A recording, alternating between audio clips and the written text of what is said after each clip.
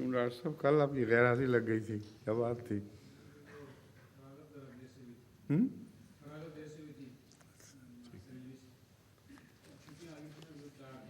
ٹھیک ہے، مریض اکٹھے ہو گئے ہوں گے کافی۔ آج سورہ الاعراف کی 54ویں آیت شروع کریں گے۔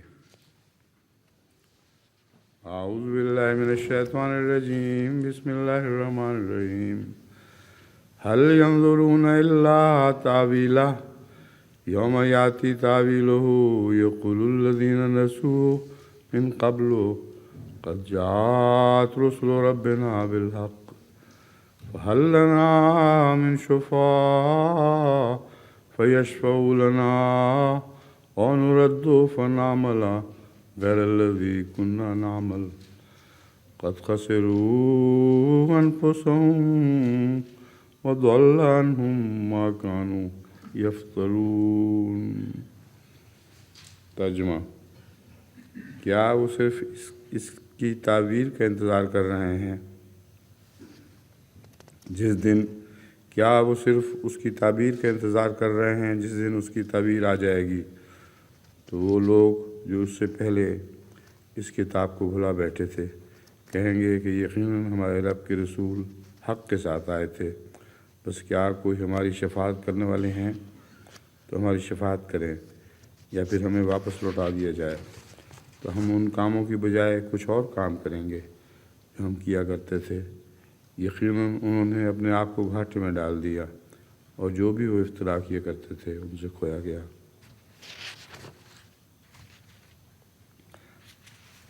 التاویل لفظ جو ہے تعویل ہو، اس کا ہم نے ترجمہ کیا ہے تعبیر۔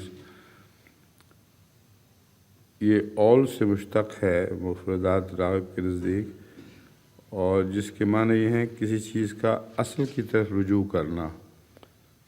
تو سچی تعبیر صحیح جو ہے وہی تعویل ہے۔ اصل میں تعویل کا غلط استعمال ہوتا ہے جس کا مطلب ہے بہانے بنانا۔ یہ قرآن کریم میں ہرگز ان معنوں میں استعمال نہیں ہو رہا، صحیح تعبیر کے معنوں میں استعمال ہوتا ہے۔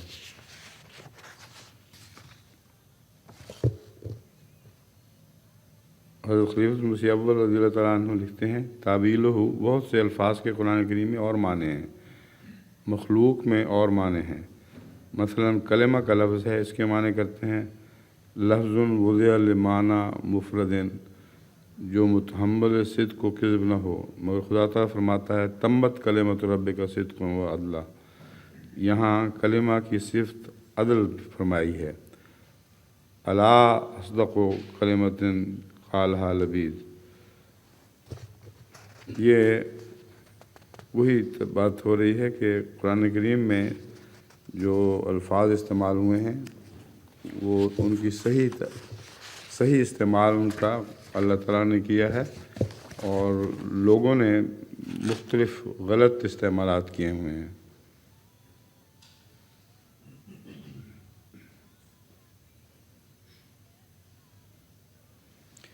اسی کا ذکر کرتے ہوئے حضرت خلیفۃ المسیح اول لکھتے ہیں اسی طرح تعویل کے معنی لوگ ہیر پھیر کر اپنے مطلب کے مطابق بنا لینے کی کرتے ہیں، مگر قرآن کریم میں انجام، حقیقت، اصلیت کے معنی ہیں۔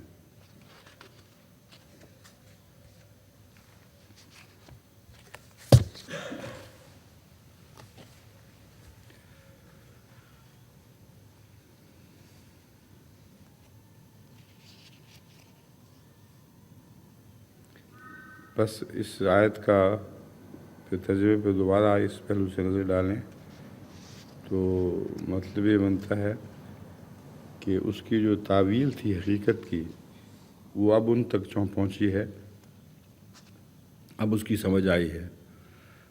جب یہ سمجھ آئی ہے تو وہ سمجھ گئے کہ ہم اس سے پہلے بھول میں پڑے ہوئے تھے، اور جو رسول ہمارے پاس آئے تھے وہ بالحق تھے۔ اس وقت جب ان کے ہاتھ سے سب کچھ جاتا رہے گا، حل لنا من شفاء فیشفعوا لنا، تو وہ یہ اعلان کریں گے کہ کیا ہمارے کوئی شفاعت کرنے والے اب ہیں، بس وہ ہماری شفاعت کریں، اور نردو فنعمل غیر الذی کنا نعمل، یہ ہمیں واپس دنیا میں لوٹا دیا جائے تاکہ ہم جو پہلے کام کیا کرتے تھے ان سے الگ کام کریں۔ اس پر خدا تعالیٰ کا اعلان ہے قد خسروا انفسهم وضل عنهم ما كانوا یفترون، انہوں نے اپنے آپ کو گھاٹے میں ڈال دیا، بس ان سے جاتا رہا جو کچھ وہ افترا کیا کرتے تھے۔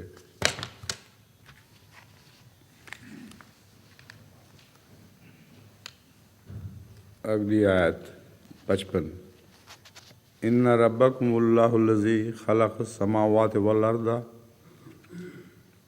فی ستۃ ایام ثم استوى علی العرش یغشی اللیل النہار ویطلبہ حثیثا والشمس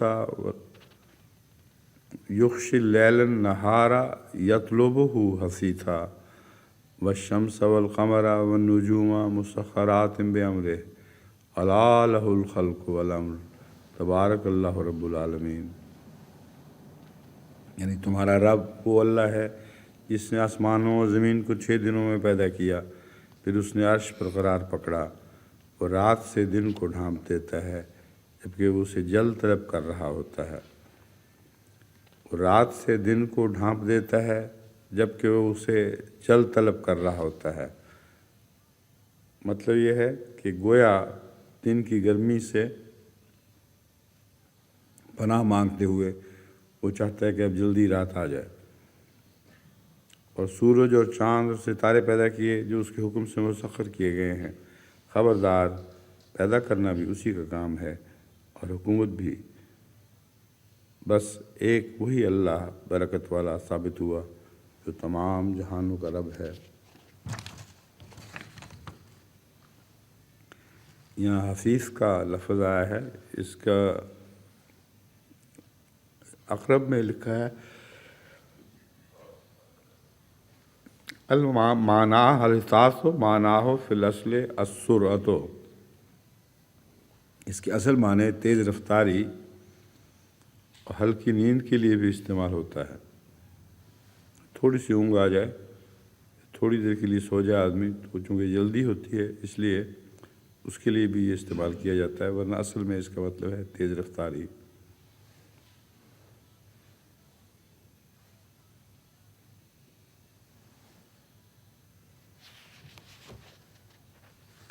مجد نے بھی یہی معنی دیے ہیں جو اقرب نے دیے ہیں۔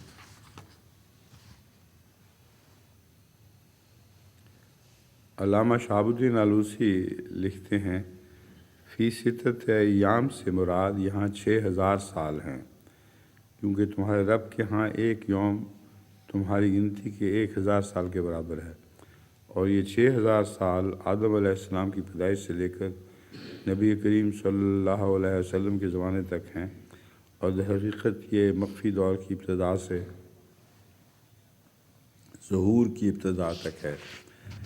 یہ خیال پرانے مفسرین وغیرہ کا تھا کہ دنیا اسی وقت سے بنی ہے جب آدم شروع ہوا ہے، اور یہ ایک حقیقت خلاف بات جس کو قرآن کریم رد کر رہا ہے اور بکثرت لوگوں کی موجودگی کو آدم سے پہلے ثابت کرتا ہے۔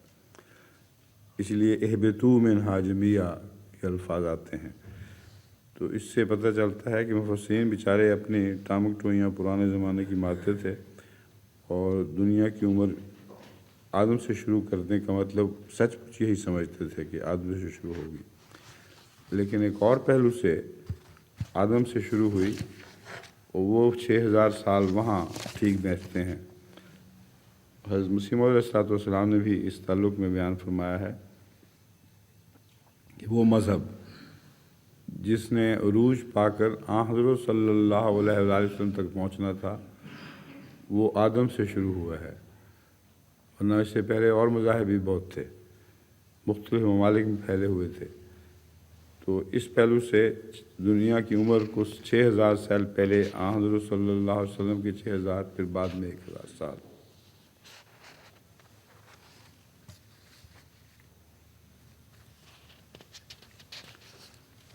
اور خلیفۃ المسیح اول لکھتے ہیں 6 وقتوں میں 12 گھنٹے کا دن مراد نہیں، اس اس کی تفسیر حضرت صاحب نے، حضرت مسیح علیہ السلام نے یعنی خوب لکھی ہے۔ ہر چیز کی تکمیل 6 مراتب کے طے کرنے کے بعد ہوتی ہے۔ اس میں مثال دی ہے، انسان پہلے نطفہ، پھر علقہ، پھر مضغہ، پھر لحمہ، پھر اس کے بعد فرمایا کسون العظام لحمہ، پھر فرمایا ثم انشأناہ خلقا آخر۔ تو یہ 6 مراتب طے کرنے کے بعد انسان اپنی تکمیل کو پہنچتا ہے۔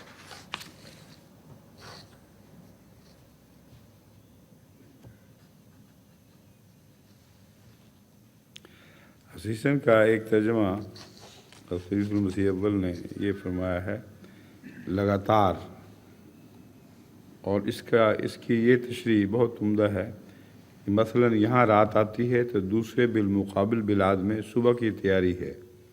اس میں اشارہ ہے کہ ظلمت کے بعد نور، فترت کے بعد نبوت کا وقت آتا ہے، یعنی یہ مسلسل ہے۔ اس ایک جگہ کے دن کا رات کو پکارنے کا مراد نہیں، بلکہ ہر وقت دنیا میں ایک دفعہ دن چڑھ رہا ہے، ایک طرف رات آ رہی ہے، ایک طرف رات گزر رہی ہے، دوسری طرف دن چڑھ رہا ہے۔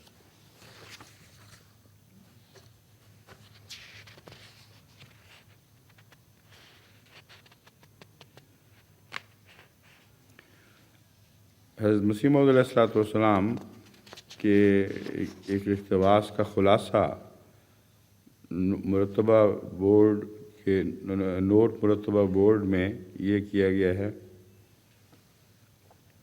الا لہ الخلق والامر۔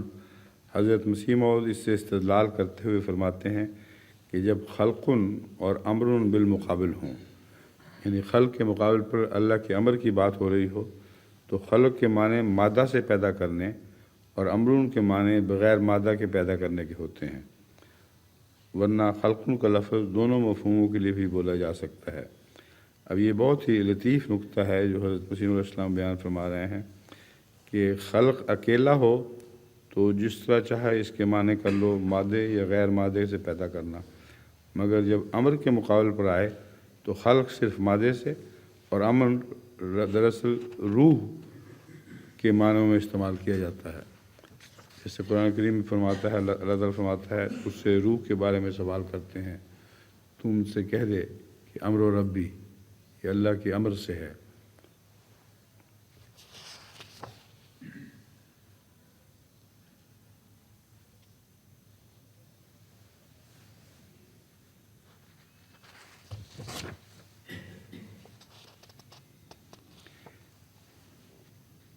اس کے بعد حضرت مسیح علیہ السلام کا ایک چھوٹا سا اقتباس، تمہارا خدا وہ خدا ہے جس نے 6 دن میں آسمانوں اور زمین کو پیدا کیا اور پھر عرش پر قرار پکڑا، یعنی اول اس نے اس دنیا کے تمام اجرام سماوی و ارضی کو پیدا کیا اور 6 دن میں سب کو بنایا۔ 6 دن سے مراد ایک بڑا زمانہ ہے، اور پھر عرش پر قرار پکڑا، یعنی تنزع کے مقام کو اختیار کیا۔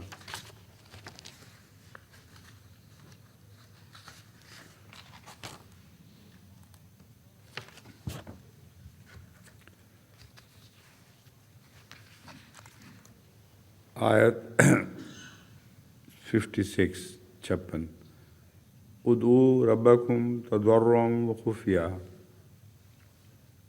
انہ لا یحب المعتدین، اپنے رب کو عاجزی کے ساتھ اور مخفی طور پر پکارتے رہو،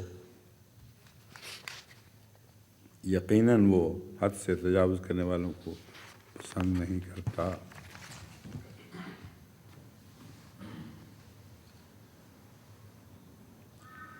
علامہ فخر الدین رازی لکھتے ہیں کہ ادعو ربک کے بارے میں 2 اقوال ہیں۔ بعض کے نزدیک ادعو کا معنی عبدو ہے، یعنی عبادت کرو، اور دوسروں کے نزدیک دعا کرنا ہے۔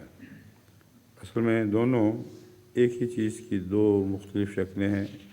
عبادت کرنا اور دعا کرنا دراصل ایک ہی بات ہے۔ ہر وقت جو انسان دعا کرتا ہے وہ عبادت ہی کر رہا ہوتا ہے۔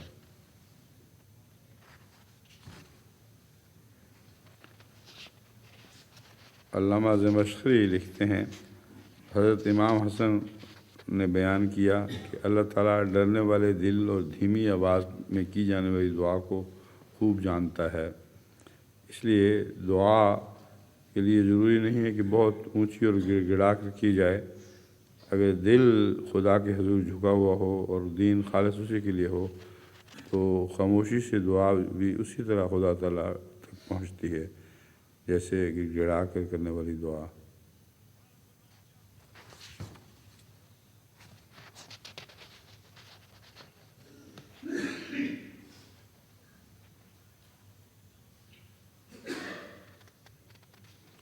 اب خفیہ دعا کی مثال میں حضرت زکریا کا ذکر کیا ہے شہاب الدین علوسی نے۔ فرماتے ہیں ادعوا ربکم تضرعا خفیہ۔ اس سلسلے میں اللہ سبحانہ و تعالیٰ نے ایک نیک بندے کا ذکر فرمایا ہے، یعنی حضرت زکریا کا۔ اس نے اس کے فعل کی پسندیدگی کا اظہار فرمایا ہے، وَإِذْ نَادَىٰ رَبَّهُ نِدَاءً خَفِيًّا۔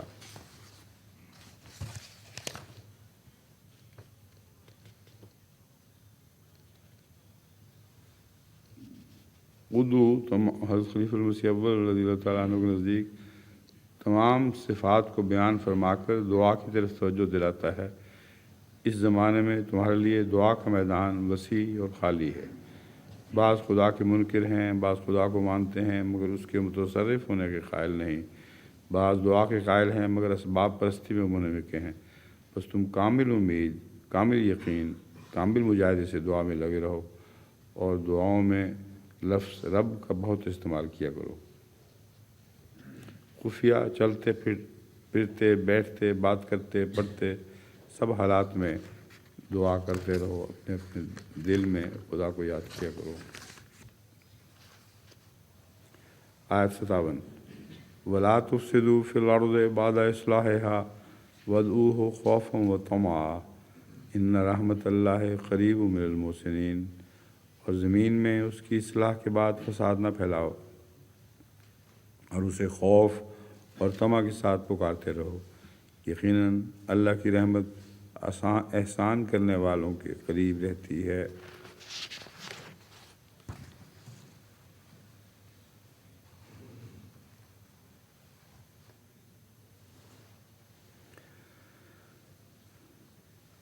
لا تفسدوا فی الارض بعد اصلاحها، اس کے متعلق شیعہ مفسر صاحب لکھتے ہیں تفسیر قومی میں اس کے معنی یہ منقول ہیں کہ خدا تعالیٰ نے جناب رسول خدا صلی اللہ علیہ وسلم اور جناب علی المرتضیٰ کے ذریعے زمین کی اصلاح کر دی تھی۔ یعنی اکیلے رسول اللہ صلی اللہ علیہ وسلم کافی نہیں تھے، حضرت علی ساتھ لگے تو اصلاح ہوئی، مگر لوگوں نے جب بعد رسول خدا جناب امیر المومنین علیہ السلام کی اطاعت چھوڑ دی تو پھر اس کو خراب کر دیا۔ اب یہ ان کے تقیہ کے طریقے ہیں، اشارے حضرت ابو بکر، حضرت عمر اور حضرت عثمان وغیرہ کی طرف ہیں کہ جب انہوں نے امیر المومنین کی اطاعت چھوڑ دی تو پھر اس کو خراب کر دیا، اور امیر المومنین نے پھر ان خراب کرنے والوں کی اطاعت شروع کر دی۔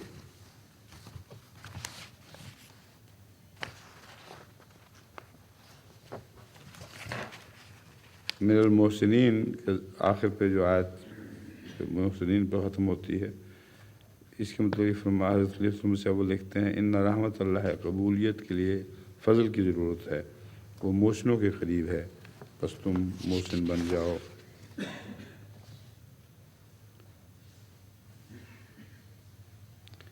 حضرت مسیح موعود علیہ السلام بھی فرماتے ہیں ان رحمت اللہ قریب من المحسنین، یعنی رحیمیت الہی انہی لوگوں سے قریب ہے جو نیکوکار ہیں۔ آیت 58 وَهُوَ الَّذِي يُرْسِلُ الرِّيَاحَ بُشْرًا بَيْنَ يَدَيْ رَحْمَتِهِ حَتَّىٰ إِذَا قَلَّتْ سَحَابًا ثِقَالًا سُقْنَاهُ لِبَلَدٍ مَّيِّتٍ فَأَنزَلْنَا بِهِ الْمَاءَ فَأَخْرَجْنَا بِهِ مِن كُلِّ الثَّمَرَاتِ كَذَٰلِكَ نُخْرِجُ الْمَوْتَىٰ لَعَلَّكُمْ تَذَكَّرُونَ۔ اور وہی ہے جو اپنی رحمت کے آگے آگے ہواؤں کو خوشخبری دیتے ہوئے بھیجتا ہے، یہاں تک کہ جب وہ ایک بوجھل بادل اٹھا لیتی ہیں تو ہم اسے ایک مردہ علاقے کی طرف ہانک لے جاتے ہیں، پھر اس سے ہم پانی اتارتے ہیں، اس پانی سے ہر قسم کے پھل اگاتے ہیں، اسی طرح ہم مردوں کو زندہ کر کے نکالتے ہیں تاکہ تم نصیحت پکڑو۔ اقلال تو قضا کا معنی مفرد امام راغب میں ہے کسی چیز کو ہلکا پایا۔ کبھی تو یہ ہلکا سمجھنا حکمی ہوتا ہے، جیسے اقلل تو ما آتیتنی، یعنی ان معنوں میں تھوڑا پایا، بے معنی چھوٹا سا، میں تمہارے دیے کو حقیر سمجھا، ان معنوں میں استعمال ہوتا ہے۔ اور کبھی اس شے کی قوت کے اعتبار سے ہوتا ہے۔ قرآن کریم میں ہے وَإِذَا أَقَلَّتْ سَحَابًا ثِقَالًا، یہاں اقلت کہہ کر اشارہ فرمایا ہے کہ وہ بادل جن کو ہوا اٹھا کر لاتی ہے اگرچہ بھاری ہوتے ہیں مگر ہوا کی قوت کے اعتبار سے نہایت ہلکے ہوتے ہیں، آسانی سے ہوا ان کو اٹھائے پھرتی ہے۔ حضرت مسیح موعود علیہ السلام فرماتے ہیں خدا تعالیٰ وہ ذات کریم و رحیم ہے جس کا قدیم سے یہ قانون قدرت ہے کہ ہواؤں کو اپنی رحمت سے پہلے یعنی بارش سے پہلے چلاتا ہے، یہاں تک کہ جب ہوائیں بھاری بلندیوں کو اٹھا لاتی ہیں تو ہم کسی مردہ شہر کی طرف، یعنی جس ضلع میں باعث امساک بارہ زمین مردہ کی طرح خشک ہو گئی ہو، ان ہواؤں کو ہانک دیتے ہیں، پھر اس سے پانی اتارتے ہیں اور اس کے ذریعے سے قسم قسم کے میوے پیدا کرتے ہیں۔ اسی طرح روحانی مردوں کو موت کے گڑھے سے نکالا کرتے ہیں۔ اور یہ مثال اس لیے بیان کی گئی ہے تاکہ تم دھیان کرو اور اس بات کو سمجھ جاؤ کہ جیسا کہ ہم امساک بارہ کی شدت کے وقت مردہ زمین کو زندہ کر دیا کرتے ہیں، ایسے ہی ہمارا قاعدہ ہے کہ جب سخت درجے پر گمراہی پھیل جاتی ہے اور دل جو زمین سے مشابہ مر جاتے ہیں ہم ان میں زندگی کی روح ڈال دیتے ہیں۔ یہ جو مضمون ہے اس کے اندر بہت ہی گہرائی پائی جاتی ہے۔ سمندر سے ہواؤں کا اٹھنا پانی کو لے کر اور پھر بلندیوں کی طرف جا کر پھر واپس برسنا، یہ بہت ہی عظیم الشان مضمون ہے جس کی تفصیل پہلے کئی دفعہ بیان ہو چکی ہے، اس لیے میں اس کو یہاں دوبارہ بیان نہیں کروں گا۔ صرف یہ آپ لوگوں کے تجربے میں تو ہے کہ جب ہوائیں چلتی ہیں ٹھنڈی تو بادلوں سے آگے آگے آتی ہیں اور اس وقت سمجھ آ جاتی ہے کہ بھیگی ہوئی ہوائیں ہیں۔ سب دنیا میں ان بھیگی ہوئی ہواؤں پہ لوگ نغمے کہتے ہیں اور طرح طرح کے راگنیاں گاتے ہیں۔ مراد یہ ہے کہ اللہ تعالیٰ کا فضل آگے آگے چل رہا ہوتا ہے اور بتا رہا ہوتا ہے لوگوں کو کہ اب آسمان سے وہ پانی برسنے والا ہے جس سے ہر قسم کے پھل اگیں گے۔ اور حضرت مسیح موعود علیہ السلام نے اس مضمون کو بیان کیا ہے اخروی نبیوں کی آمد کے متعلق بھی۔ جب زمینیں خشک ہو جاتی ہیں اور وہ بزبان حال سے پکارتی ہیں کہ کوئی ہمیں زندہ کرنے والا آئے، اس وقت خدا تعالیٰ کے نبی دنیا میں تشریف لاتے ہیں۔ آیت 59 59 والبلد الطیب یخرج نباتہ باذن ربہ والذی خبث لا یخرج الا نکدا کذالک نصرف الآیات لقوم یشکرون۔ اور پاک ملک وہ ہوتا ہے کہ اس کا سبزہ اس کے رب کے اذن سے پاک ہی نکلتا ہے، اور جو ناپاک ہو اس میں کچھ نہیں نکلتا مگر ردی۔ اسی طرح ہم نشانات کو پھیر پھیر کر بیان کرتے ہیں ان لوگوں کی خاطر جو شکر کیا کرتے ہیں۔ النقد کا ترجمہ مفردات امام راغب میں ہے ہر وہ چیز جو صعوبت سے حاصل ہو، اسی سے سخت خو جو سائل کو بمشکل کچھ دینے پر راضی ہو، اسے نقدوں و نقدن کہا جاتا ہے۔ تو وہ زمین جو سخت خو ہو، اس میں کسی چیز کا اگنا مشکل ہو، وہ اگر اگاتی بھی ہے تو جیسے ایک کنجوس انسان ایک غریب کو بہت مشکل سے کچھ دیتا ہے، اسی طرح وہ زمین سخت خو ہوتی ہے اور اگاتی بھی ہے تو کچھ بیہودہ کردی سی چیز، جیسا کہ سائلوں کے معاملے میں کنجوس لوگ کیا کرتے ہیں، اپنی ردی چیز سائل کو دے دیا کرتے ہیں۔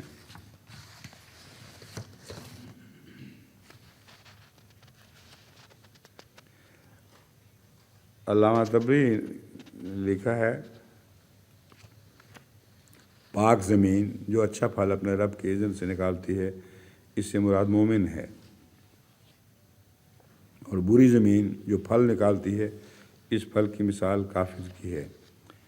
یعنی مومنوں پر جب اللہ کی رحمت برستی ہے تو اس سے بہترین رویدگی پیدا ہوتی ہے، مومن کی روح میں ایک عجیب قسم کا ایک تحریک اٹھتی ہے جس سے ساری نیکیاں ابھر آتی ہیں، تو اچھی اچھی چیزیں جنم لیتی ہیں، اور کافر کے دل میں جو گندی سوکھی سڑی باتیں ہیں وہ باہر نکل آتی ہیں۔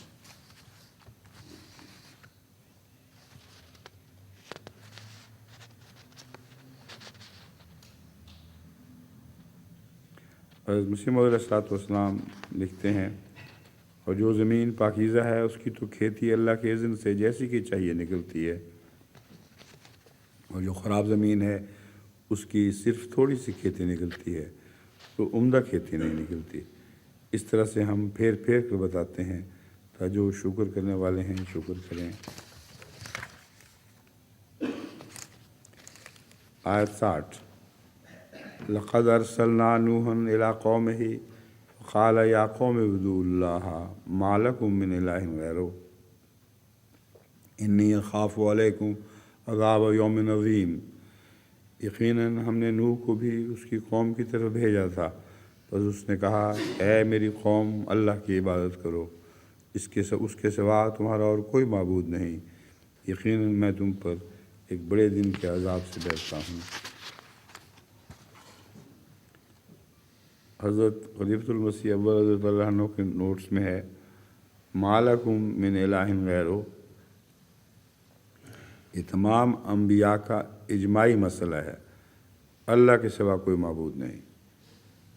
اخاف علیکم، اس قوم میں شفقت اللہ خلق اللہ کوٹ کوٹ بھری ہوتی ہے، یعنی چونکہ نبی جن کو یہ ڈرایا جاتا ہے یہ لوگ ہلاک ہونے والے ہیں، ان کے دل میں شفقت اللہ بہت بھری ہوئی ہوتی ہے، اس لیے جب وہ کہتے ہیں میں ڈرتا ہوں تم پر، تو شفقت کے نتیجے میں ڈرتے ہیں کہ خدا تعالیٰ کا قانون وہ تو غالب آ کے رہنے والا ہے، اور اس وجہ سے انبیاء اپنی شفقت کی وجہ سے ان کے لیے دعائیں کرتے اور ان پر خوف کھاتے ہیں۔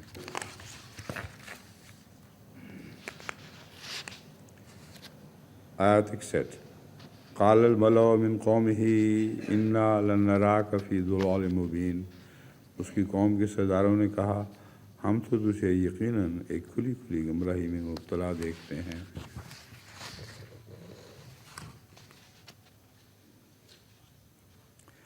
اس پر حضرت خلیفۃ المسیح اول رضی اللہ تعالیٰ عنہ فرماتے ہیں الملأ جو اشراف بنے پھرتے تھے، قال الملأ من قومه، جو حقیقی بڑے ہیں وہ مراد نہیں بلکہ جو اپنے آپ کو اشراف سمجھا کرتے ہیں۔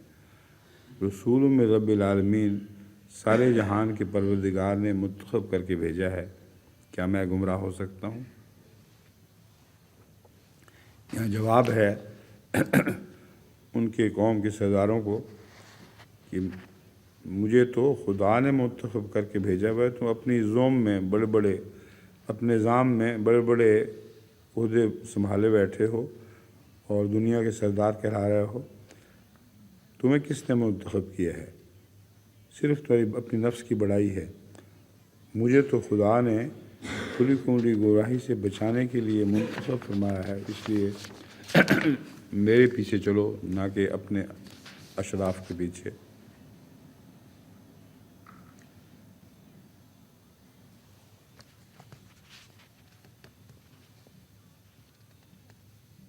آیت 62 قال یا قوم لیس بی ضلالۃ ولکنی رسول من رب العالمین، اس نے کہا اے میری قوم میں کسی گمراہی میں مبتلا نہیں بلکہ میں تو تمام جہانوں کے رب کی طرف سے ایک رسول ہوں۔ یہ پہلی آیت کا تسلسل میں ہی یہ بیان ہے جس کی بات پہلے ہو چکی ہے۔ تو رسول جواب میں یہ کہا کرتے ہیں کہ میں تو گمراہی میں مبتلا نہیں، تم گمراہی میں مبتلا ہو، مجھے تو سارے جہانوں کے رب نے اپنا نمائندہ بنا کے بھیجا ہے۔ ابلغکم رسالات ربی وانصح لکم وعلم من اللہ ما لا تعلمون، میں تمہیں اپنے رب کے پیغامات پہنچاتا ہوں اور تمہیں نصیحت کرتا ہوں، اور میں اللہ سے وہ علم حاصل کرتا ہوں جو تم نہیں جانتے۔ تمہیں علم نہیں کہ کیا ہونے والا ہے تم سے، مجھے اللہ نے سب باتیں بتا رکھی ہیں، اس لیے میرے بتائے میں چلو گے تو تمہارا فائدہ ہوگا، ورنہ تم نقصان اٹھانے والے ہوگے۔ آیت 64 اواجبتم ان جاءکم ذکر من ربکم علی رجل منکم لینذرکم ولتتقوا ولعلکم ترحمون، کیا تم نے اس بات پر تعجب کیا ہے کہ تمہارے پاس تمہارے رب کی طرف سے ایک ذکر آیا ہے جو تم ہی میں سے ایک مرد پر اترا ہے، تاکہ وہ تمہیں ڈرائے اور تاکہ تم تقوی اختیار کرو اور تاکہ شاید تم پر رحم کیا جائے۔ یہاں ذکر فرمایا ہے، جو مجسم یاد الہی ہو اس کو ذکر کہا جاتا ہے، جیسے حضرت صلی اللہ علیہ وآلہ وسلم کے متعلق بھی یہ الفاظ آئے ہیں کہ ایک مجسم ذکر الہی رسول ہم نے تم میں بھیجا ہے۔ اپنے وقت کا نبی وہ مجسم ذکر الہی ہوا کرتا ہے تاکہ وہ تم ڈرائے اور تاکہ تم تقوی اختیار کرو۔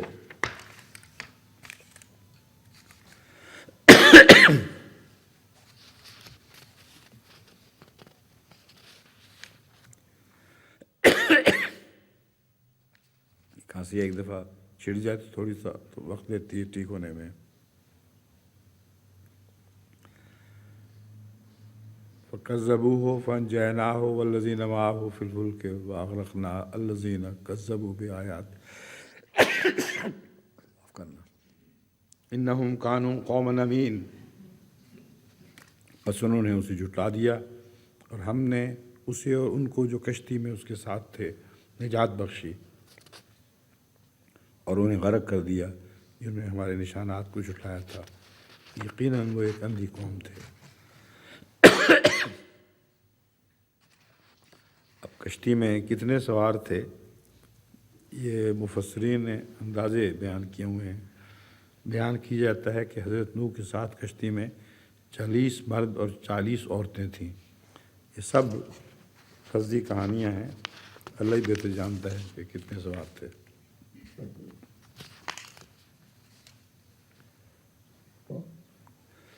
وَإِلَىٰ عَادٍ أَخَاهُمْ هُودًا،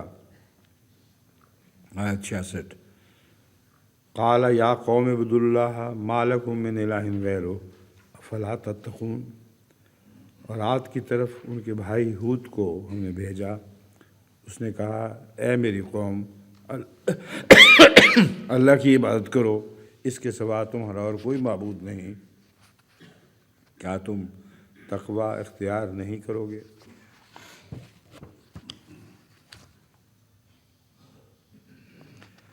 خلیل مسیح اول رضی اللہ تعالیٰ عنہ نے یہ بیان کیا ہے کہ عبد اللہ ایک تعلیم اپنی اٹکل پر ہوتی ہے، اس پر لوگ خدا کا جو تصور باندھتے ہیں اپنی عقل اور فہم کے مطابق اس میں زندگی نہیں پڑتی، وہ ایک غیر مجسم سے خدا ان کے ذہن میں ہوتا ہے، اور ایک خدا کے حکم کے تحت انبیاء آخر الذکر تعظیم کی تعلیم دلاتے ہیں کہ ہر حرکت و سکون، ہر قول و فعل خدا کے حکم کے ماتحت ہو۔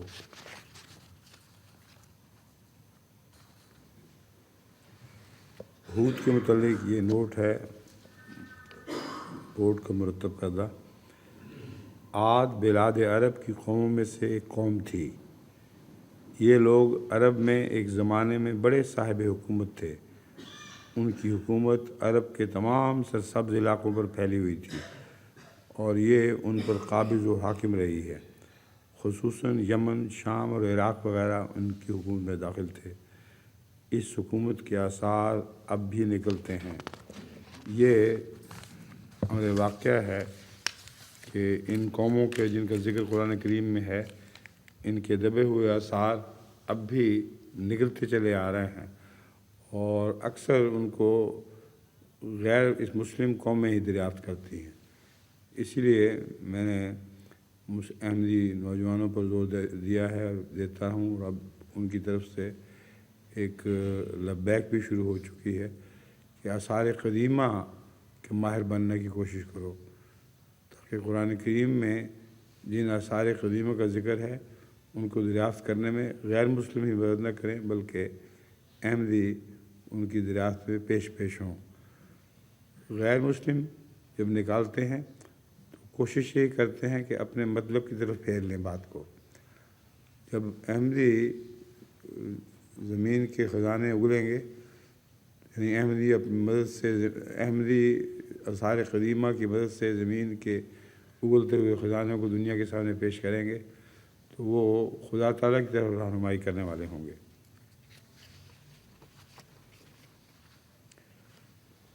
قال الملأ الذین، یہ آیت 67، قال الملأ الذین کفروا من قومہ انا لنراک فی سفاہۃ وانا لنظنک من الکاذبین۔ اس کی قوم میں سے ان سرداروں نے جنہوں نے کفر کیا تھا کہا، ہم تو تجھے یقیناً ایک بڑی بے وقوفی میں مبتلا دیکھتے ہیں، اور یقیناً ہم سمجھتے ہیں کہ تو ضرور جھوٹے لوگوں میں سے ہے۔ الصفو، امام راغب لکھتے ہیں اس کے اصل معنی جسمانی ہلکے پن کے ہیں، اور یہ لفظ نقصان عقل کے سبب خفت نفس کے معنی میں استعمال ہونے لگا ہے۔ چنانچہ محاورہ ہے صفیہ نفسہ، صفیہ کا استعمال امور دنیاوی اور اخروی دونوں کے متعلق ہوتا ہے۔ انا لنراک فی سفاہۃ، وہ قومیں جو تکبر سے کام لیتی ہیں وہ نبیوں کو کہتے ہیں کہ ہم تو تمہیں بیوقوف سمجھ رہے ہیں، تم خام خواہ ان باتوں پر ایمان لے آئے ہو، اور چونکہ بیوقوف سمجھتے ہیں اس لیے ہم جھوٹا بھی سمجھتے ہیں۔ نظنوں کا معنی ایک لغت کے مطابق یقین کے بھی ہے، بس ہم تمہیں جھوٹا یقین کرتے ہیں، حالانکہ وہ خود ہی احمق ہوتے ہیں، بات کو سمجھتے نہیں، اور آپ ہی جھوٹے ہوتے ہیں۔ انبیاء علیہ السلام کو اللہ تعالیٰ جو تعلیم دیتا ہے وہ لوگوں تک پہنچاتے ہیں۔ چنانچہ اس کے جواب میں نبی نے کہا، وقت کے نبی نے کہا، یا قوم لیس بی صفاۃ ولکن رسول من رب العالمین، اے میری قوم مجھ میں تو کوئی بیوقوفی نہیں ہے، کیونکہ جتنی باتیں وہ کرتا ہے وہ سچی باتیں اور عقل والی باتیں ہوتی ہیں، اور جو باتیں وہ قوم کے بیوقوف کرتے ہیں وہ بیوقوفوں والی ہوتی ہیں۔ اپنے نفس پر غور کرو، میں تو کوئی بیوقوفی کی باتیں نہیں کر رہا، میں تو اللہ کا رسول ہوں، جو خدا نے مجھے کہا ہے وہی تم تک پہنچا رہا ہوں۔ ابلغکم رسالات ربی وانا لکم ناصح مبین، اسی تسلسل میں آیت 59 میں ہے، ابلغکم رسالات ربی، میں تمہیں اپنے رب کے پیغامات پہنچاتا ہوں اور میں تمہارے لیے قابل اعتماد نصیحت کرنے والا ہوں۔ ناصح امین، اس میں حکمت بیان ہوگی کہ کیوں خدا تعالیٰ اس نبی کو، کسی بھی نبی کو چنتا ہے۔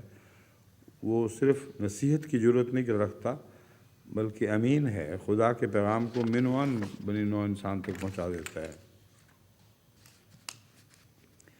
آیت 70، اواعجبتم ان جاءکم ذکر من ربکم علی رجل منکم لینذرکم واذکروا اذ جعلکم خلفاء من بعد قوم نوح وزادکم فی الخلق بسطہ فاذکروا آلاء اللہ لعلکم تفلحون۔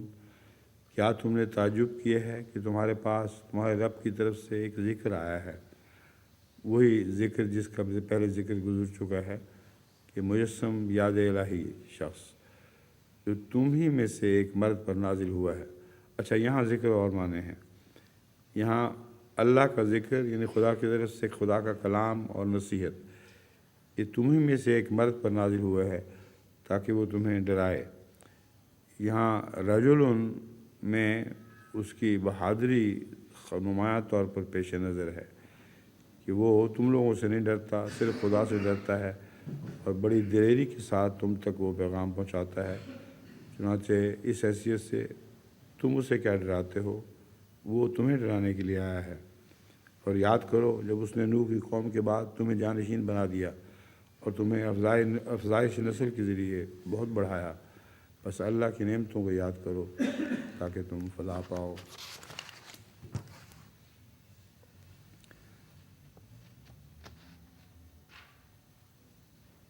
بستہ عقب الموارد میں لکھا ہے، فضیلت علم کے لحاظ سے کشادگی یا قد کاٹ میں کشادگی۔ بسطۃ العیش زندگی کی آسائش۔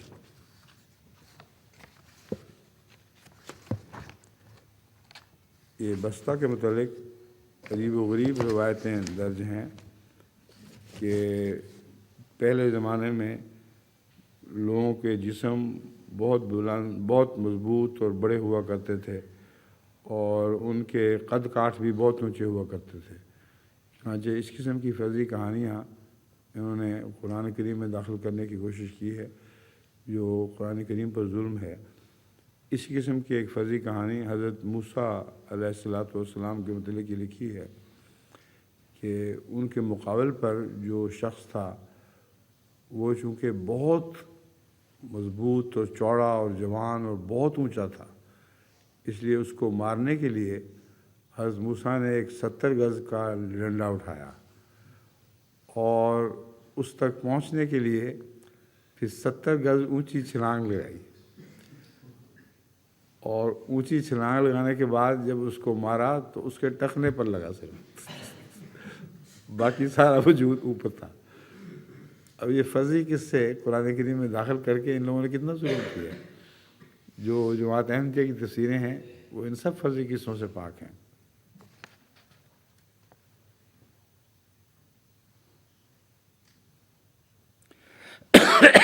مرتبہ نوٹس میں انہی آدمیوں کو ذکر کرتے ہوئے لکھتے ہیں، مفسرین نے بڑے بڑے قصے لکھے ہیں۔ وہ کہتے ہیں کہ 2 بڑے بڑے قد آور آدمی تھے، اوج بن عنق انہی میں سے تھا۔ یعنی ایک آدمی کی مثال دیتے ہیں، اس کا نام بھی کہتے ہیں، ہمیں پتہ ہے اوج بن عنق نام تھا۔ بڑے قد آور آدمی تھے، اوج بن عنق انہی میں سے تھا۔ اس کا قد اتنا بڑا تھا کہ سمندر سے مچھلیاں پکڑ کر سورج کے سامنے کر کے ان کو بھون کر کھا جاتا۔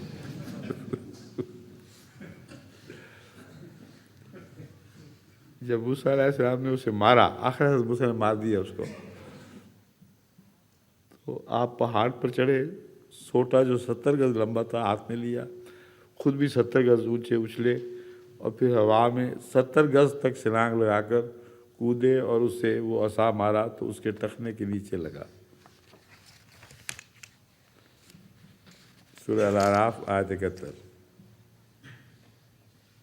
قالوا اجئتنا لنعبد اللہ وحدہ ونذر ما کان یعبد آباؤنا فاتنا بما تعدنا ان کنت من الصادقین۔ انہوں نے کہا کیا تو اس لیے ہمارے پاس آیا ہے کہ ہم صرف ایک اللہ ہی کی عبادت کریں اور ان کو چھوڑ دیں جن کی ہمارے آباء و اجداد عبادت کیا کرتے تھے؟ بس ہمارے پاس وہ لے آ جس سے تو ہمیں ڈراتا ہے اگر تو سچوں میں سے ہے۔ آخر تنگ آ کر جب خدا کا نبی ان کو پیچھا نہیں چھوڑتا، نصیحت کرتا چلا جاتا ہے، تو وہ کہہ دیتے ہیں ہم تو وہی کریں گے جو ہمارے ماں باپ، ہمارے آباء و اجداد کیا کرتے تھے۔ بس اب ایک ہی بات رہ گئی ہے کہ خدا نے اگر تجھے ہمارے خلاف کوئی ڈراوے دیے ہیں تو اپنے اللہ سے کہہ کہ ان کو اب لے آئے۔ جو کچھ ہمیں جس چیز سے ہمیں ڈرایا جاتا ہے وہ ہم پر ظاہر کر دے، ان کنت من الصادقین، اگر تو سچوں میں سے ہے۔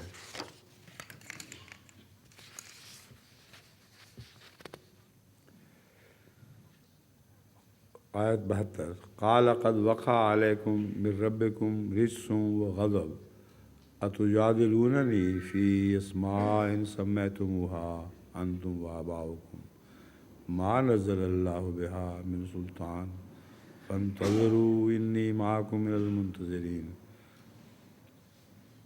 उसने कहा तुम्हारे रब की तरफ से तुम पर नापाकी और गज़ब वाजिब हो चुके हैं। क्या तुम मुझसे ऐसे नामों के बारे में झगड़ते हो जो तुमने और तुम्हारे बाप दादा ने घड़ लिए हैं, जबकि अल्लाह ने उनके हक़ में कोई हुज्जत नहीं उतारी।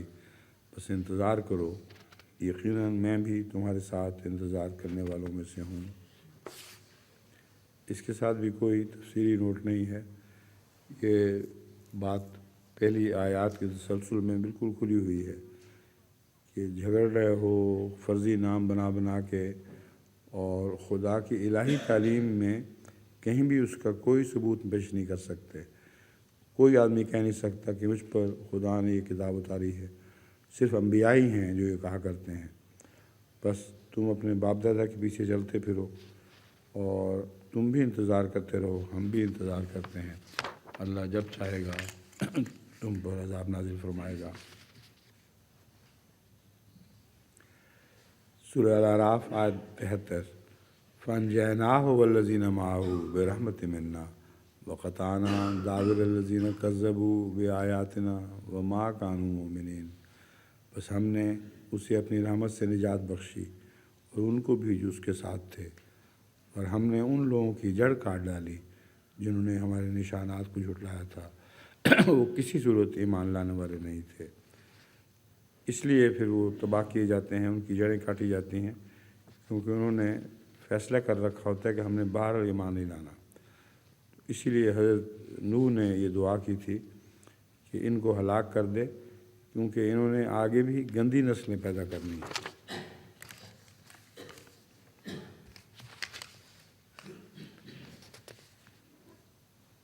आयत 74। वइला समूदा अखाहुम सालिहा क़ाल या कौम इब्दुल्लाह मा लकुम मिन इलाहिन गैरुहु क़द जाअतकुम बय्यनतुम मिर रब्बिकुम हाज़िही नाक़तुल्लाहि लकुम आयतम फ़ज़रूहा ताकुल फ़ी अर्दिल्लाहि वला तमस्सूहा बिसूइन फ़याख़ुज़कुम अज़ाबुन अलीम। और समूद की तरफ उनके भाई साले को भेजा। उसने कहा, ए मेरी कौम, अल्लाह की बात करो, तुम्हारे लिए उसके सिवा और कोई माबूद नहीं। यकीनन तुम्हारे पास तुम्हारे रब की तरफ से एक रोशन दलील आ चुकी है। ये अल्लाह की ऊँटनी है जो तुम्हारे लिए एक निशान है, और उसे छोड़ दो कि अल्लाह की ज़मीन में खाती फिरे और उससे कोई तकलीफ़ न पहुँचाओ, वरना इसके नतीजे में तुम्हें दर्दनाक अज़ाब पकड़ लेगा। ऊँटनी को उस ज़माने में एक सिंबल बनाया गया, क्योंकि उस पर चढ़कर हज़रत सालेह दूसरी कौमों तक दूर दूर तक पैगाम पहुँचाया करते थे।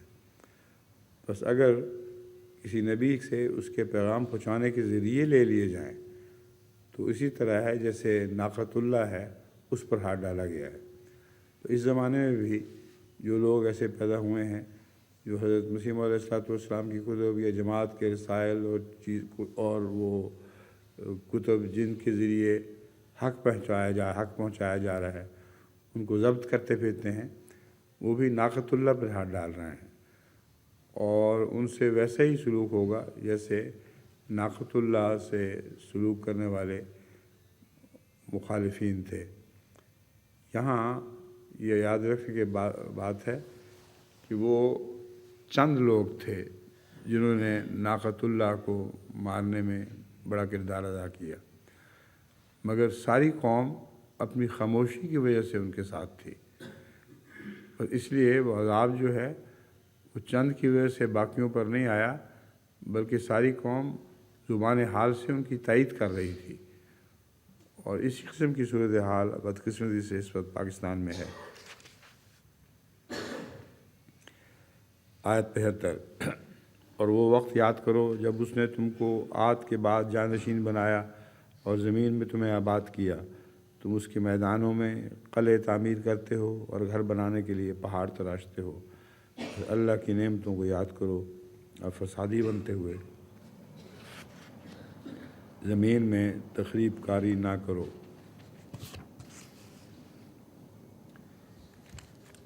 البوا امام راغب کہتے ہیں کسی جگہ کی ہمواری، مکان بواؤن ایسی جگہ جو اترنے والے کے لیے سازگار ہو، اس کو تیار کر کے اس میں مکانات کی تعمیر کی جائے۔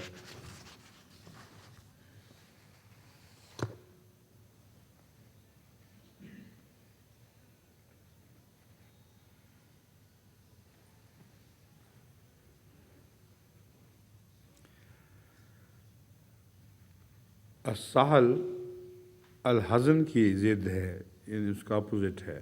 مفردات راغب میں لکھا ہے ہموار میدان کی اس کی جمع سہول ہے۔ قرآن کریم میں ہے تتخذون من سہولھا قصورا، اس کی جو سیدھے سادے صاف میدانی علاقے ہیں ان میں تم بڑے بڑے محل تعمیر کرتے ہو۔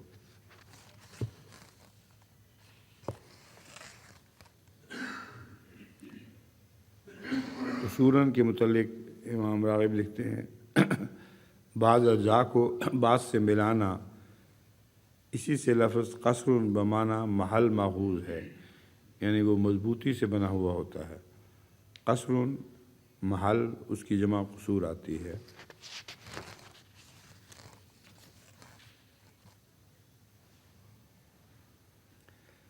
نحتن کہتے ہیں لکڑی، پتھر یا سخت چیز کو تراشنا۔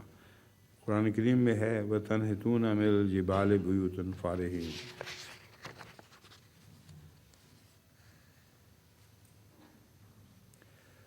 حضرت خلیفۃ المسیح اول اسی سے استنباط کر کے کہتے ہیں آج کل بھی امیر لوگ گرمیوں میں پہاڑوں پر چلے جاتے ہیں۔ اس آیت کے متعلق بھی مفسرین نے عجیب و غریب باتیں لکھی ہوئی ہیں، وہ فرضی قصے ہیں۔ یہ امر واقعہ ہے کہ بعض قومیں پہاڑوں کو تراشتی ہیں اور ان میں گھر بناتی ہیں۔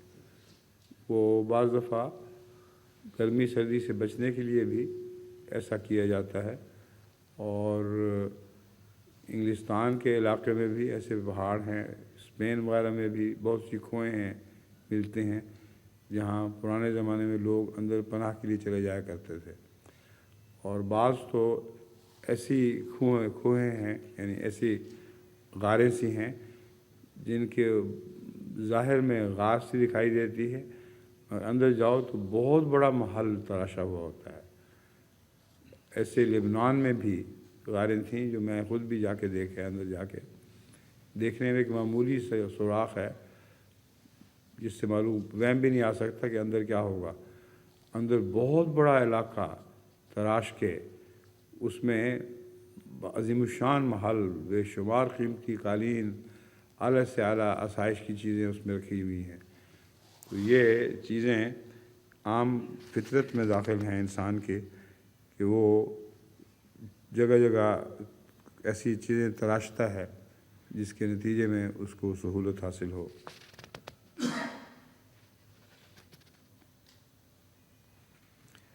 آیت 76 قال الملأ الذین استکبروا من قومہ للذین استضعفوا لمن آمن منہم اتعلمون ان صالحا مرسل من ربہ قالوا انا بما ارسل بہ مؤمنون۔ اس کی قوم میں سے ان سرداروں نے جنہوں نے استکبار کیا تھا، یعنی تکبر سے کام لیا تھا، ان لوگوں کو جو کمزور سمجھ جاتے تھے، یعنی ان کو جو ان میں سے ایمان لائے تھے، کہا کیا تم علم رکھتے ہو کہ صالح اپنے رب کی طرف سے پیغمبر بنایا گیا ہے؟ انہوں نے جواب دیا وہ جس پیغام کے ساتھ بھیجا گیا ہے ہم اس پر یقیناً ایمان لاتے ہیں۔ بہت ہی عمدہ جواب ہے۔ یہ گواہ تو نہیں تھے کہ ان کے سامنے خدا کی وحی نازل ہوئی ہو، مگر جو وحی نازل ہوئی تھی وہ ایسی عمدہ تھی کہ خدا کے سوا کہیں سے آ ہی نہیں سکتی تھی۔ تو کہتے ہیں ہاں ہم مانتے ہیں، اس لیے کہ جو وہ پیغام لایا ہے وہ بہت ہی عمدہ اور پر حکمت ہے۔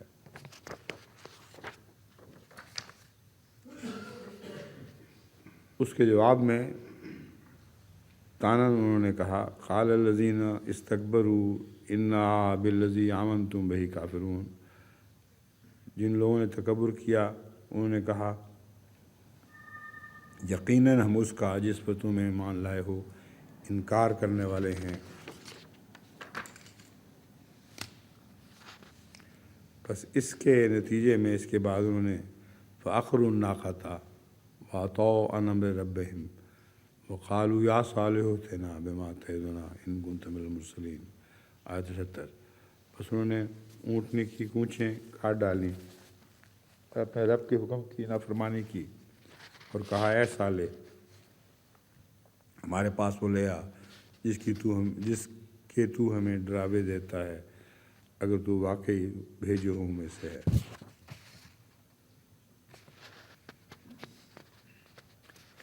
اخرتہ مفردات میں لکھا ہے اس کی یعنی جڑ پر مارا۔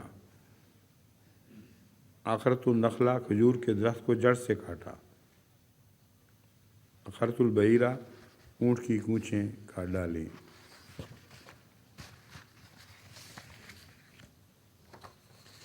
کشاف میں یہ بات لکھی ہے اونٹنی کی ٹانگیں کاٹنے کا فعل ان سب کی رضامندی کی وجہ سے پوری سمود قوم کی طرف منسوب کیا جاتا ہے۔ یہی سچی بات ہے، وہ چونکہ رضامند تھے انہوں نے اس کے خلاف کوئی احتجاج بھی نہیں کیا بلکہ اس کی تائید میں تھے، اگرچہ کاٹنے والے چند تھے۔ اگرچہ اونٹنی کی ٹانگیں کاٹنا چند آدمیوں کا فعل تھا۔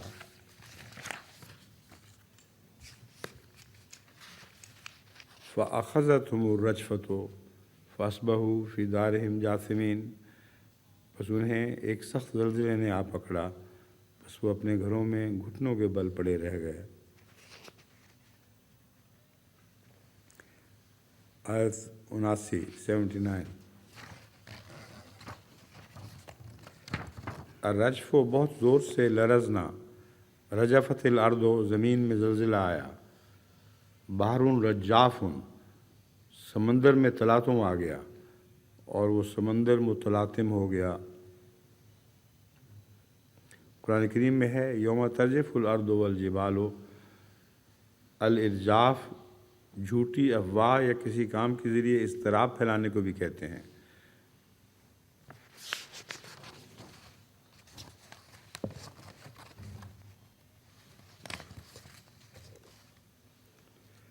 علامہ راضی لکھتے ہیں کہ اس آیت کے بارے میں ملحدین نے طعن و تشنیع کی ہے کہ قرآن کریم میں کبھی الرجفہ، کبھی الطاغیہ اور کبھی الصیحہ کے الفاظ آئے ہیں اور انہوں نے اس سے تناقض کا واجب ہونا خیال کیا ہے۔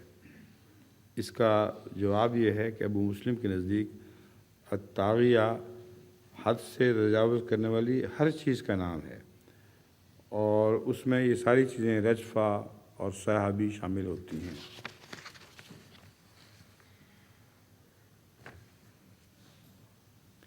الرجفہ زمین میں زلزلے کو کہتے ہیں اور یہ عام طریق سے ہٹ کر حرکت ہے، اس لیے الطاغیہ نام کا اس پر اطلاق غیر بعید نہیں۔ اور الصیحہ تو غالباً زلزلہ ایک زبردست اور خطرناک آواز کو مستلزم ہے اور الصاعقہ غالب طور پر زلزلہ کے لیے ہی استعمال ہوا ہے، اور اسی طرح الزجرۃ ہے، پستان کرنے والوں کا اعتراض باطل ہے۔ اس میں جب آتش فشاں پہاڑ پھٹتے ہیں تو اس کے نتیجے میں وہ خوفناک آوازیں بھی پہنچتی ہیں لوگوں تک، اور بعض دفعہ آواز پہلے پہنچ جاتی ہے اور بعد میں زلزلہ محسوس ہوتا ہے، اور پھر اسی آتش فشاں پہاڑ پھٹنے سے پتھر اوپر سے گرتے ہیں نیچے۔ کوئی آسمان سے الگ ٹکڑے ٹوٹ کر نہیں آتے بلکہ ان لوگوں پر پتھراؤ بھی ہوتا ہے۔ تو یہ سارے نقشے قدرتی زلازل کے نقشے ہیں، مگر اس لیے نشان ہیں کہ وقت کے نبی نے ان کو ان زلازل سے ہوشیار کر دیا تھا اور بتایا تھا کہ ایسا ہونے والا ہے۔ فتولی عنہم وقال یا قوم لقد ابلغت رسالات ربی ونصحت لکم ولکن لا تحبون الناصحین۔ آیت 80۔ بس اس نے ان سے منہ موڑ لیا اور کہا اے میری قوم یقیناً میں تمہیں اپنے رب کا پیغام پہنچا چکا ہوں اور تمہیں نصیحت کر چکا ہوں، لیکن تم نصیحت کرنے والوں کو پسند نہیں کرتے۔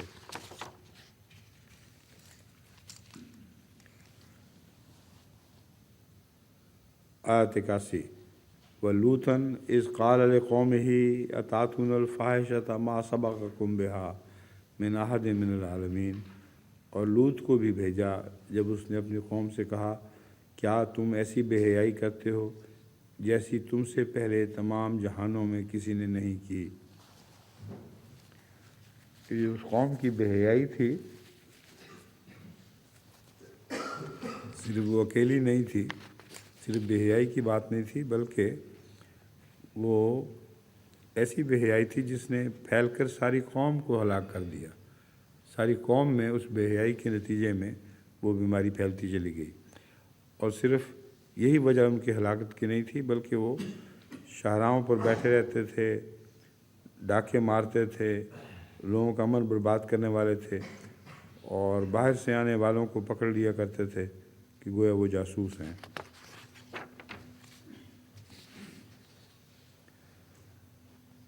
اگلی آیت میں ہے اِنَّکُمْ لَتَأْتُونَ الرِّجَالَ شَهْوَةً مِّن دُونِ النِّسَاءِ، کہ تم عورتوں کو چھوڑ کر مردوں کی طرف جاتے ہو شہوت کے لیے، بل انتم قوم مسرفون، یقیناً تم شہوانی جذبات کی خاطر عورتوں کو چھوڑ کر مردوں کے پاس آتے ہو، بلکہ تم ایک بہت ہی حد سے بڑی ہوئی قوم ہو۔ اب یہاں ایک دلیل ہے اس میں کیوں ان لوگوں کو ہلاک کر کے ان کی جڑ کاٹ دی گئی۔ مردوں کے پاس جانے سے بچہ تو نہیں بن سکتا، بس خدا کے قانون کو چھوڑ کر اگر تم ایک ایسے طریقے کو اختیار کر رہے ہو جس سے تمہاری آگے نسل چل ہی نہیں سکتی، تو پھر اللہ تعالیٰ کا فیصلہ یہ ہے کہ تمہیں مٹا دیا جائے اور جہان کو تمہارے گن سے پاک کر دیا جائے۔ وَمَا كَانَ جَوَابَ قَوْمِهِ إِلَّا أَنْ قَالُوا أَخْرِجُوهُمْ مِنْ قَرْيَتِكُمْ إِنَّهُمْ أُنَاسٌ يَتَطَهَّرُونَ، اور اس کی قوم کا اس کے سوا کوئی جواب نہ تھا کہ انہوں نے کہا ان کو اپنی بستی سے نکال باہر کرو، یقیناً یہ وہ لوگ ہیں جو بہت پاک پاز بنے پھرتے ہیں۔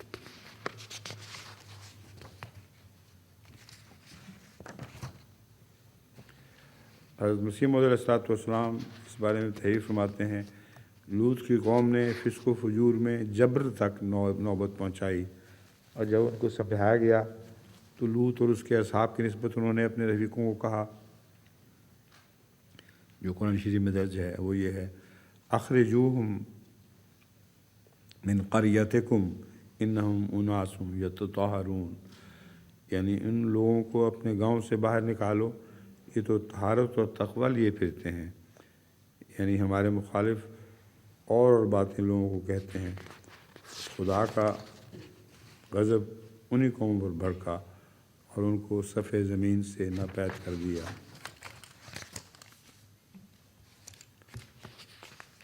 آیت 84 فَأَنجَيْنَاهُ وَأَهْلَهُ إِلَّا امْرَأَتَهُ كَانَتْ مِنَ الْغَابِرِينَ، بس ہم نے اسے اور اس کے اہل کو نجات بخشی سوائے اس کی بیوی کے، وہ پیچھے رہنے والوں میں سے ہو گئی۔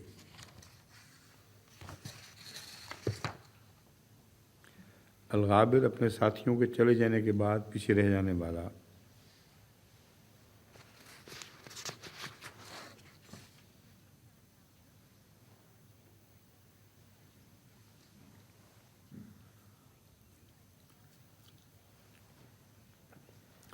علامہ راضی تحریر فرماتے ہیں، ممکن ہے اہلہ سے مراد آپ کے وہ انصار اور متبعین ہوں جنہوں نے آپ کا دین قبول کر لیا تھا۔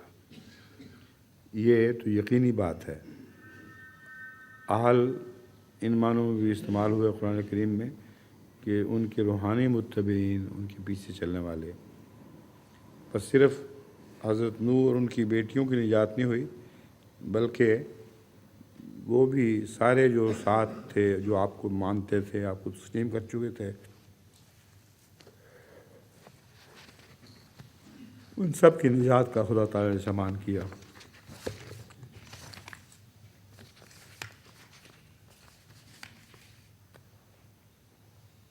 وَأَمْطَرْنَا عَلَيْهِمْ مَطَرًا فَانظُرْ كَيْفَ كَانَ عَاقِبَةُ الْمُجْرِمِينَ، آیت 85۔ اور ہم نے ان پر ایک قسم کی بارش برسائی، بس دیکھ کہ مجرموں کا کیسا انجام ہوتا ہے۔ مطرہ ایک قسم کی بارش، یعنی وہ پانی کی بارش نہیں تھی، بلکہ جیسا کہ میں نے بیان کیا ہے عاطف شاہ کے پھٹنے سے جو پتھروں کی بارش ان پر برسی ہے، اسے ایک قسم کی بارش قرآن کریم نے قرار دیا ہے۔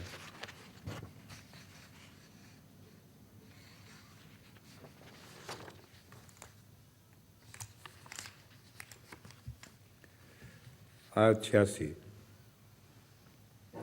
اور مدین کی طرف ان کے بھائی شعیب کو بھیجا، اس نے کہا ہے میری قوم اللہ کی عبادت کرو، اس کے سوا تمہارا کوئی معبود نہیں، یقیناً تمہارے پاس تمہارے رب کی طرف سے کھلی کھلی نشانی آ چکی ہے، بس ماپ اور تول پورا کیا کرو اور لوگوں کو ان کی چیزیں کم نہ دیا کرو، اور زمین میں اس کی اصلاح کے بعد فساد نہ پھیلایا کرو۔ یہ تمہارے لیے بہتر تھا اگر تم ایمان لانے والے ہوتے۔ تبخسو کی لغت میں امام راغب لکھتے ہیں البخسو کوئی چیز ظلم سے کم کرنا، قرآن کریم میں ہے وہم فیہا لا یبخسون۔ البخسو والباخسو حقیر اور ناقص چیز۔ محاورہ ہے تباخسو، انہوں نے ایک دوسرے کی حق تلفی کی۔ علامہ فخر الدین رازی فرماتے ہیں ہمارے نزدیک، یعنی علماء اہل سنت کے نزدیک، بالکل جائز ہے کہ جس فرد نے آگے جا کر نبی اور رسول بننا ہوتا ہے، وہی نبوت کے عطا ہونے سے قبل بھی اللہ تعالیٰ اس کے ہاتھ پر معجزے ظاہر فرماتا ہے، اسے ارحاس نبوت کہا جاتا ہے، اور یہ ارحاس ہم علماء اہل سنت کے نزدیک جائز ہے اور معتزلہ کے نزدیک جائز نہیں۔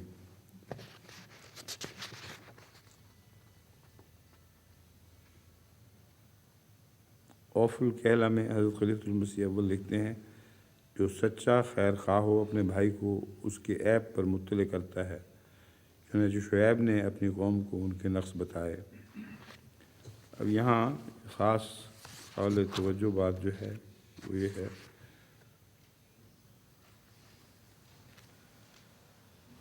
کھلی کھلی نشانی لے کے آیا ہوں، ماپ اور تول پورا کیا کرو اور لوگوں کو ان کی چیزیں کم نہ دیا کرو۔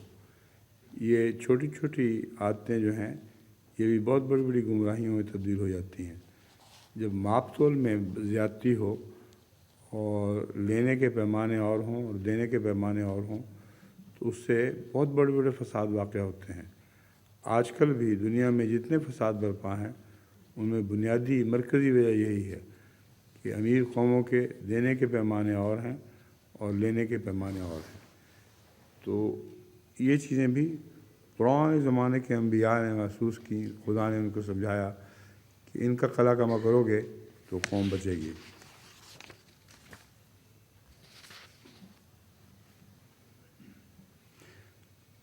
آیت 87 وَلَا تَقْعُدُوا بِكُلِّ صِرَاطٍ تُوعِدُونَ وَتَصُدُّونَ عَنْ سَبِيلِ اللَّهِ مَنْ آمَنَ بِهِ وَتَبْغُونَهَا عِوَجًا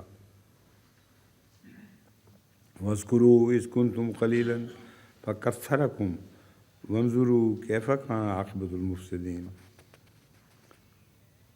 اور ہر شاہراہ پر لوگوں کو دھمکاتے ہوئے نہ بیٹھا کرو اور اسے اللہ کے راستے سے روکتے ہوئے جو اس پر ایمان لایا ہو، جب تم اس راہ کو ٹیڑھا دیکھنا چاہتے ہو، اور یاد کرو جب تم بہت تھوڑے تھے پھر اس نے تمہیں کثرت بخشی، اور غور کرو کہ فساد کرنے والوں کا انجام کیسا تھا۔ یہ پہلی آیات جو گزر چکی ہیں اسی مضمون کو بیان کر رہی ہیں، انہی کا یہ تتمہ ہے کہ تم جن باتوں کو چھوٹا سمجھتے ہو اور لوگوں کو بہکاتے ہو، رستوں پہ بیٹھتے ہو اور ٹیڑھا کرنا چاہتے ہو روزمرہ کے انسانی لین دین کو۔ تو یہ ساری چیزیں ایسی ہیں جو تم بھول جاتے ہو کہ خدا نے تم پر احسان کر کے تمہیں سچی تعلیم عطا فرمائی تھی، اور اس سچی تعلیم پر اگر تم عمل کرتے تو تم بہت برکت پاتے۔ اور کبھی تم خود بھی تو تھوڑے ہوا کرتے تھے، بہت معمولی تعداد تھی جو حضرت نوح کے ساتھ اتری مثلاً، اور پھر دیکھو کس طرح دنیا میں وہ تعداد کم تعداد پھیل گئی۔ پھر اس کے بعد بھی جب جنہوں نے فساد پھیلایا ان کا انجام دیکھو، خدا تعالیٰ نے ان کو ہلاک کر دیا۔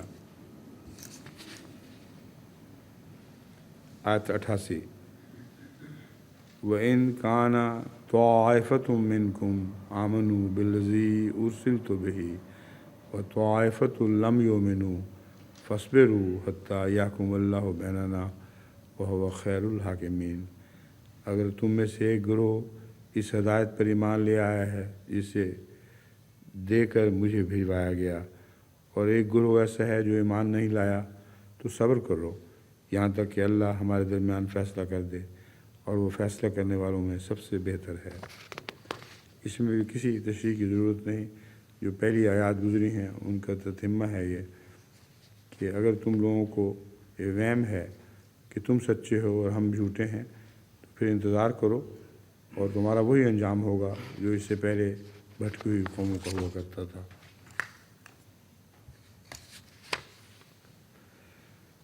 آیت 89، قال الملأ الذين استكبروا من قومه لنخرجنك يا شعيب والذين آمنوا معك من قريتنا أو لتعودن في ملتنا قال ولو كنا كارهين۔ اس کی قوم کے ان سرداروں نے جنہوں نے استکبار کیا تھا کہا کہ اے شعیب، ہم ضرور تجھے اپنی بستی سے نکال دیں گے، اور ان لوگوں کو بھی جو تیرے ساتھ ایمان لائے ہیں، یا تم لازماً ہماری ملت میں واپس آ جاؤ گے۔ اس نے کہا کیا اس صورت میں بھی کہ ہم سخت کراہت کر رہے ہوں۔ یہ آیت اس تعلق میں خاص طور پر قابل توجہ ہے کہ لوگ جب سمجھتے ہیں کہ ہدایت نے پھیلنا ہی ہے اور ہمارا کوئی زور نہیں چل سکتا اس کے خلاف، تو پھر وہ دھمکیوں پر اور ظلم کی کارروائیوں پر اترا کرتے ہیں، اور یہ کہتے ہیں ہم تجھے ضرور اپنی بستی سے نکال دیں گے۔ اور بعض اوقات دوسری آیات سے پتہ چلتا ہے کہ بستی میں زبردستی روکنے کے لیے بھی ان کو دھمکیاں دی جاتی ہیں کہ ہم تمہیں اس بستی سے نہیں نکلنے دیں گے، جیسا کہ اہل مکہ نے حضرت صلی اللہ علیہ وآلہ وسلم کے ساتھیوں سے سلوک کیا۔ وہ نکلنا چاہتے تھے مگر نکلنے نہیں دیا۔ تو اس قسم کے مختلف رد عمل ہوتے ہیں قوم کے جو اپنی شکست کی علامت ہوا کرتے ہیں۔ وہ جانتے ہیں کہ سیدھی بات کرنے سے تو وہ جانتے ہیں کہ دلائل کی روح سے تو یہ لوگ ہم پر غالب آ چکے ہیں، اور ہم جو بھی کوشش کریں اس کے باوجود یہ اپنی بات سے ہٹنے والے نہیں ہیں۔ اس پر جب زبر سے کام لیا جاتا ہے تو یہ جواب ہے حضرت شعیب کا، جو سنہری حروف سے لکھا گیا ہے تاریخ میں، کیا اس وقت بھی ہمیں بدلو گے جب ہم سخت کراہت کر رہے ہوں گے؟ بس جو دین زبردستی داخل ہو ہی نہیں سکتا اس کو کیسے تبدیل کیا جا سکتا ہے؟ جب کراہت محسوس کرتا ہے انسان اس سے، تو ناممکن ہے کہ اسے تبدیل کیا جا سکے۔ بس حضرت شعیب کا یہ قول ایک بہت ہی عظیم الشان حقیقت پر میری نوع انسان کو انتباہ کر رہا ہے۔ ضمناً میں ذکر کر دوں کہ حضرت شعیب سے مراد یہ وہ شعیب نہیں جو حضرت موسیٰ والے شعیب ہیں، یہ دوسرے نبی تھے جن کی باتیں کی جا رہی ہیں۔ ہو گیا؟ پھر تو کافی باقی پڑا ہوا ہے۔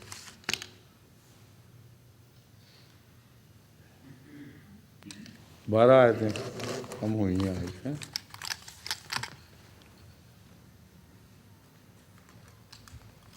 اچھا جی، اب نماز کی تیاری کر لیں۔